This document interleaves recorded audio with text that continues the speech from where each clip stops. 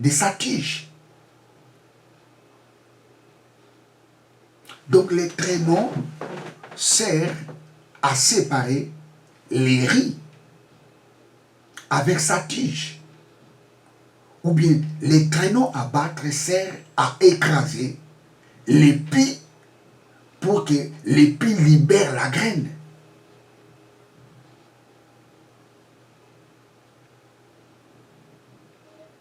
Les traîneaux à battre. C'est les traîneaux qui séparent le blé et l'épi.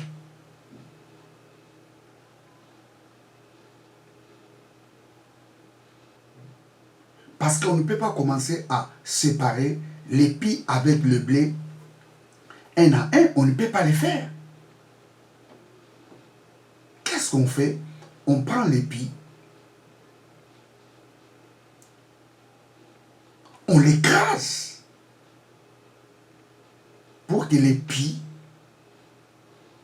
libère le bleu. Et c'est les traîneaux à battre qui fait ce travail.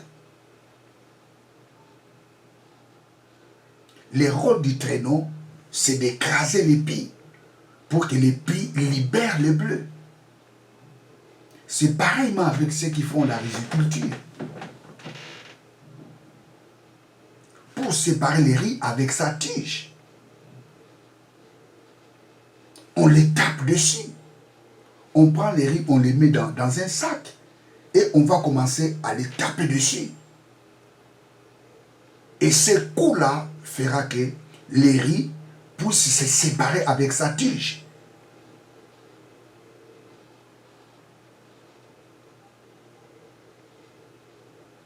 C'est ça le rôle d'un traîneau à battre. Et la Bible nous dit, la richesse est pour les gens qui se ressemblent à un traîneau à battre.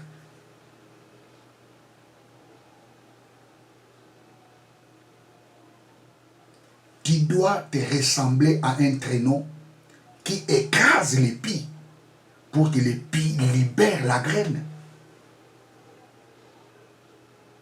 Tu dois te ressembler à ce bois qui écrase la tige du riz pour que les riz se séparent de sa tige.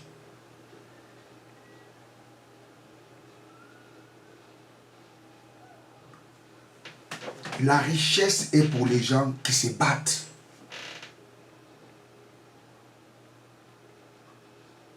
Tu dois se battre pour devenir riche.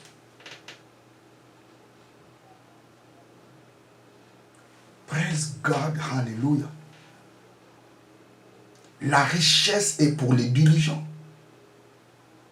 Les paresseux ne rôtit pas son gibier. Mais les biens précieux sont aux diligents. Un diligent, c'est celui qui travaille. Un diligent, c'est celui qui se bat. Ce mot carotte signifie décision.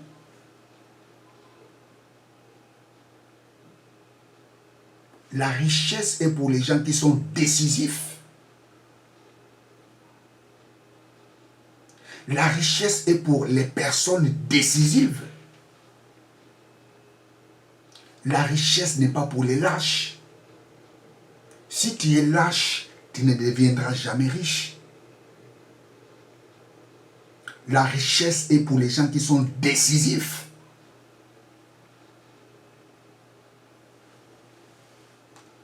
Carotte signifie actif. La richesse est pour les gens qui sont actifs. La richesse n'est pas pour les gens qui sont passifs.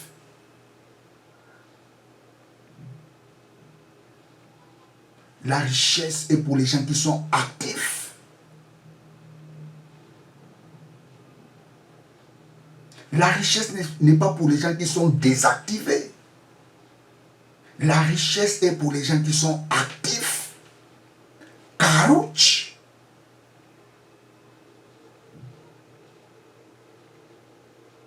Si tu veux devenir riche, tu dois te ressembler à un traîneau à battre.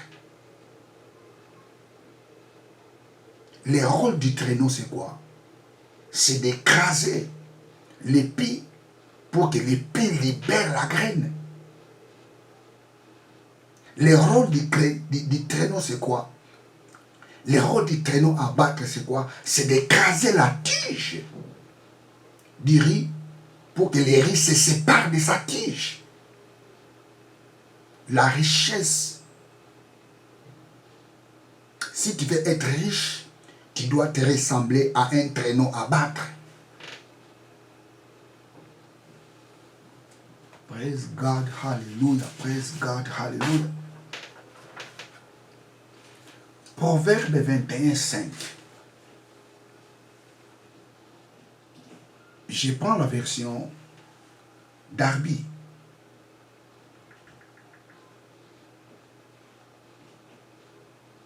Praise God, hallelujah. Je prends la version Darby.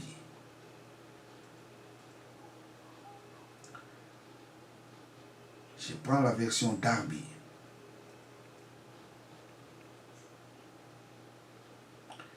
Je prends la version Darby.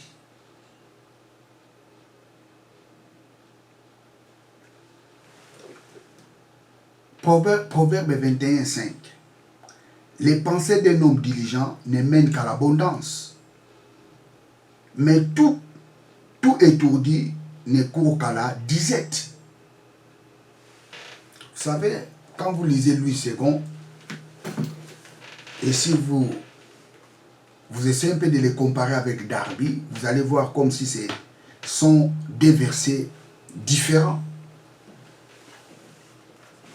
Louis II dit quoi? Je vais lire d'abord Louis II.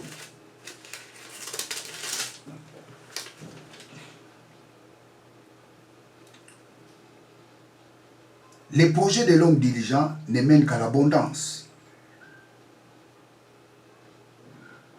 Oui, Proverbe 21, 5, oui, c'est ça. Les projets de l'homme diligent ne mènent qu'à l'abondance. Mais celui qui agit avec précipitation n'arrive qu'à la disette.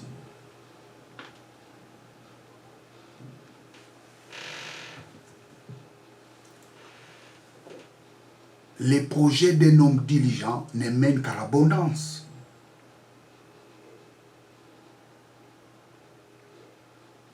Un homme diligent, c'est celui qui travaille.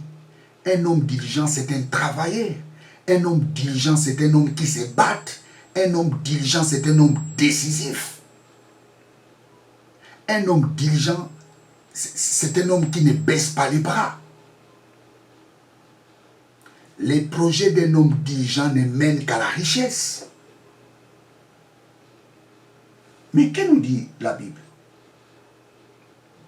Mais celui qui agit avec précipitation n'agit qu'à la disette.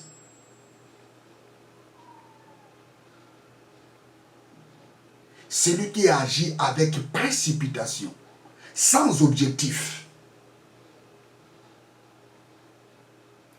ces projets ne réussissent pas. Un homme diligent, c'est un homme qui a la vision.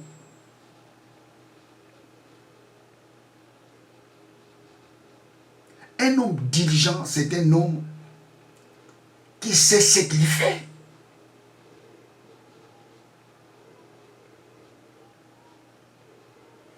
Praise God, hallelujah. Je relis ce passage. Les projets de l'homme diligent ne mènent qu'à l'abondance. Karouch.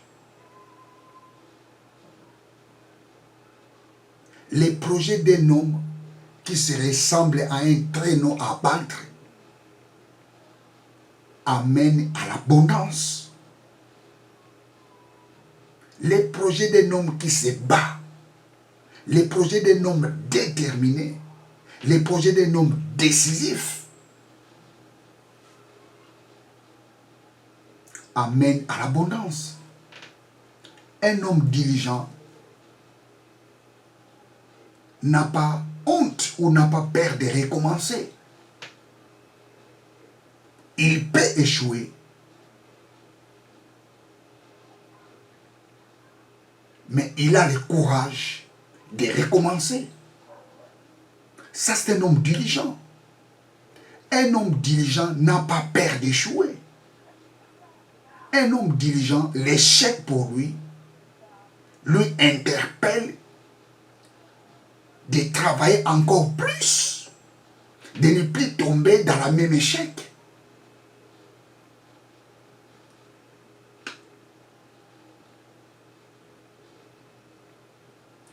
Un homme diligent n'a pas peur d'échouer. Et s'il échoue, il n'a pas peur de recommencer. Il n'a pas honte de recommencer. Un homme diligent est un homme décisif.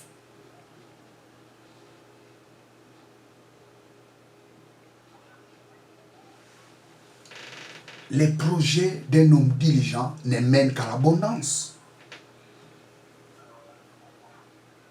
Proverbe 10, 4. Proverbe 10, 4. Celui qui agit dit mais lâche s'appauvrit, mais la main des diligents s'enrichit. Je relis. Proverbe 10, 4. Celui qui agit dit mais lâche s'appauvrit.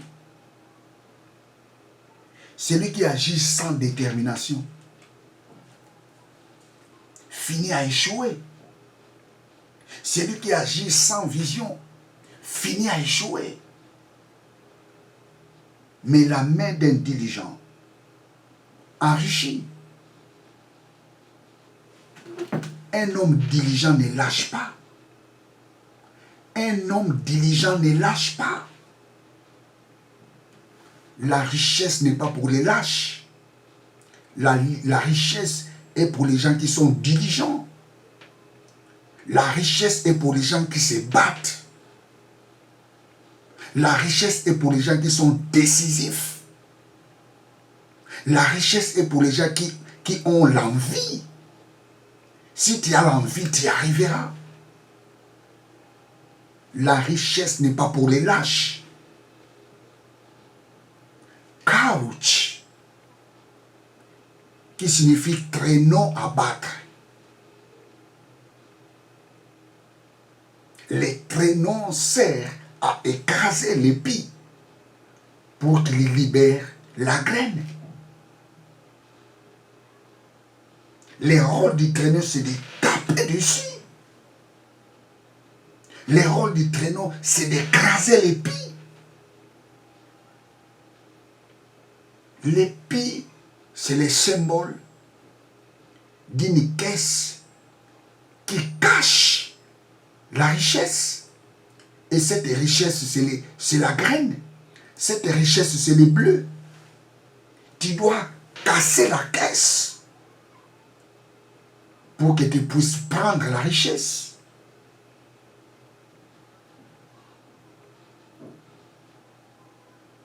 La richesse n'est pas pour les lâches. La richesse est pour les gens qui se battent. Praise God, hallelujah. Praise God, hallelujah.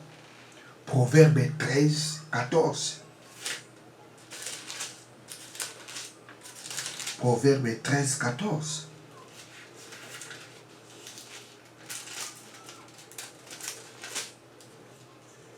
Proverbe 13, 14. Proverbe 13, Proverbe 13, 4. L'âme du paresseux a des désirs qu'il ne peut satisfaire, mais l'âme d'un homme diligent sera rassasiée. L'âme du paresseux a des désirs qu'il ne peut satisfaire. Quelqu'un qui est paresseux ne peut jamais satisfaire ses désirs. Quelqu'un qui est paresseux, il veut par exemple manger une bonne sauce, pimenter une bonne sauce. Mais s'il n'a pas l'argent, il ne peut jamais satisfaire son désir. Parce qu'il est paresseux. Mais un homme diligent satisfait ses désirs.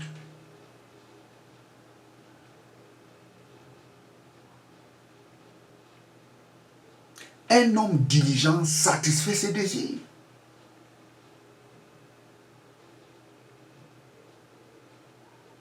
S'il veut manger ce qu'il veut, il la mangera selon son désir. Parce qu'il est diligent. Il sait comment faire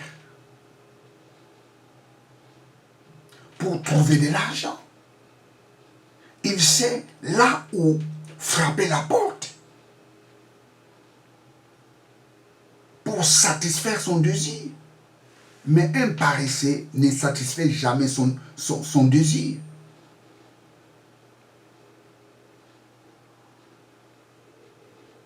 Un paresseux a des désirs. Un homme diligent aussi a ses désirs. Mais un paresseux ne satisfait jamais ses désirs. Mais un homme diligent satisfait ses désirs.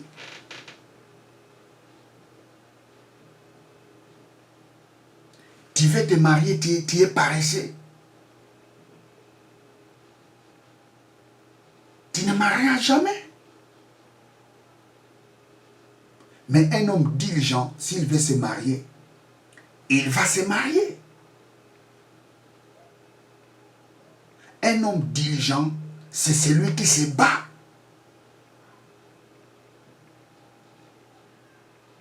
Mais un paresseux croise les bras. Un paresseux passe toute la journée sur les lits, passe toute la journée en regardant la télé, passe toute la journée en regardant les infos, passe toute la journée de critiquer les gens, passe toute la journée de sillonner par-ci par-là, sans objectif. Mais un homme diligent a la vision.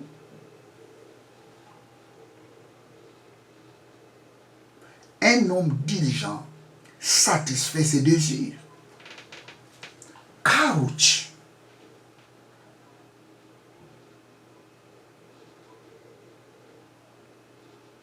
Tu peux devenir riche par ton travail. Un homme diligent ne lâche pas. Un homme diligent est décisif. Vous savez, le mot diligent signifie aussi mutilation. Vous savez, un homme mutilé, ça signifie, c'est quelqu'un qui a perdu une partie de son corps. L'autre signifie mutilation. Un homme mutilé, c'est quelqu'un qui a perdu une partie de son corps. Un homme diligent, c'est celui qui est capable de perdre même son honneur.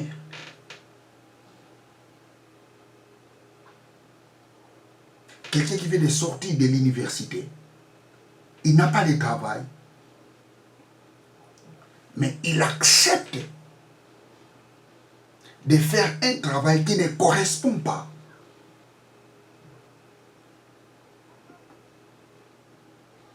à sa compétence. C'est un homme diligent.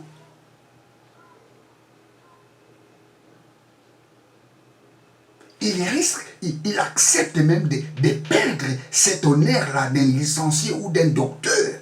Il accepte de perdre cet honneur. Mais il fait un travail qui ne correspond pas à sa compétence. Ça, c'est un homme diligent. Parce qu'il travaille avec un but. Il travaille avec une vision.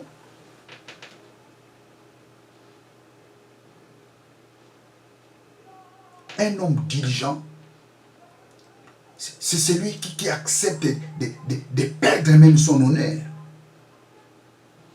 Un homme diligent, c'est celui qui accepte d'être ignoré un peu par les gens. Mais il travaille avec un but.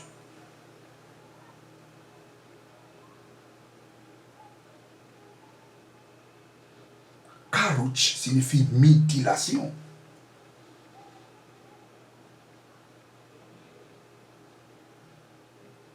Un homme diligent accepte même de perdre son honneur.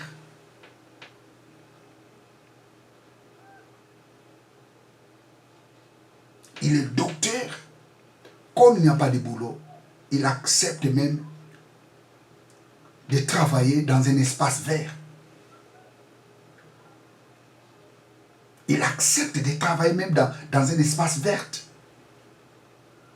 Il travaille avec un but. Un homme diligent, il accepte même de perdre son honneur, de perdre même son honneur des titres académiques. Il accepte même de faire le nettoyage, de faire même l'échafaudage. Il accepte de le faire. Mais il fait ce travail avec un but. Ça, c'est un homme diligent. Karouch. Tu ne peux jamais devenir riche si tu es lâche. 2 Thessaloniciens 3:10. 2 Thessaloniciens 3:10. 2 Thessaloniciens 3:10.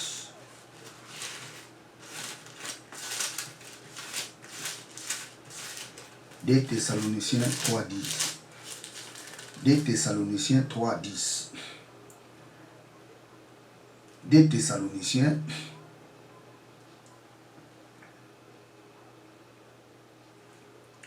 Car lorsque nous étions chez vous,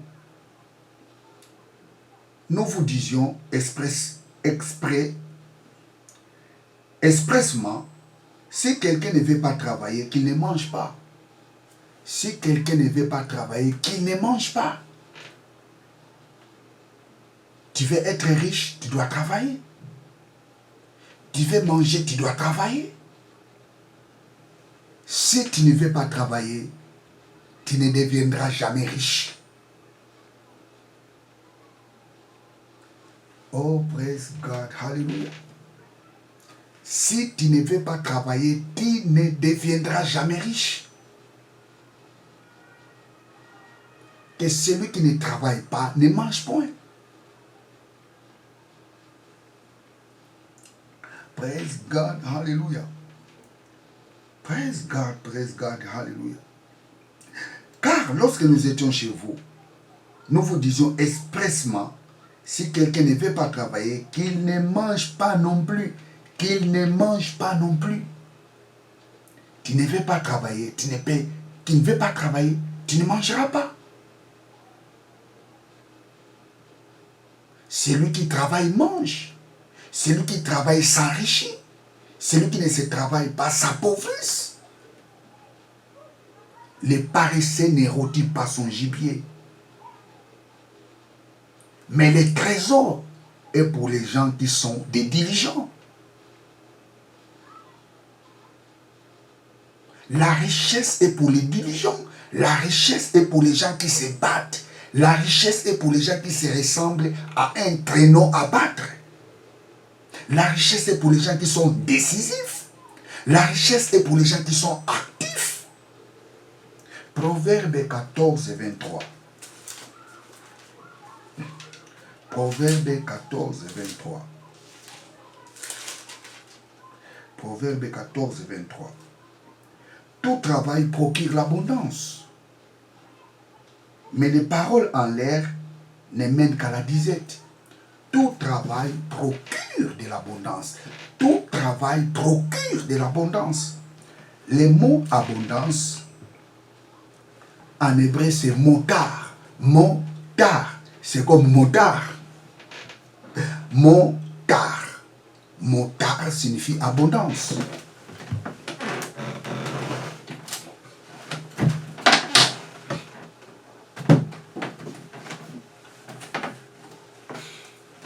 J'efface ça. Motard.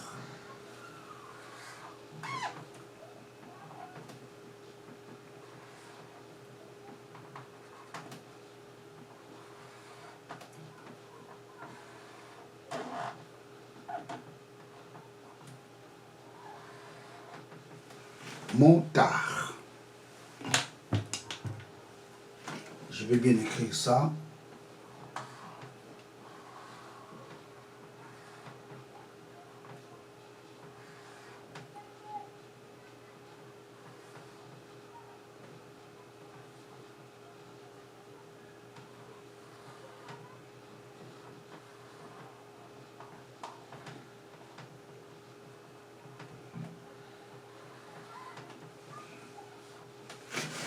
Qui signifie abondance ou profit ou avantage. C'est motard.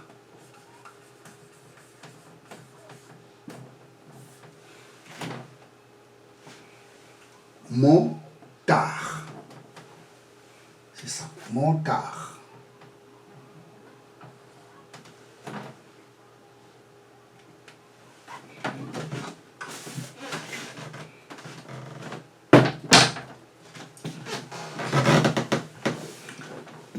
Tout travail procure l'abondance. Tout travail procure les profits. Tout travail procure l'avantage. Tout travail procure de l'avantage. Tout travail procure de l'abondance. Tout travail procure de la richesse. Tout travail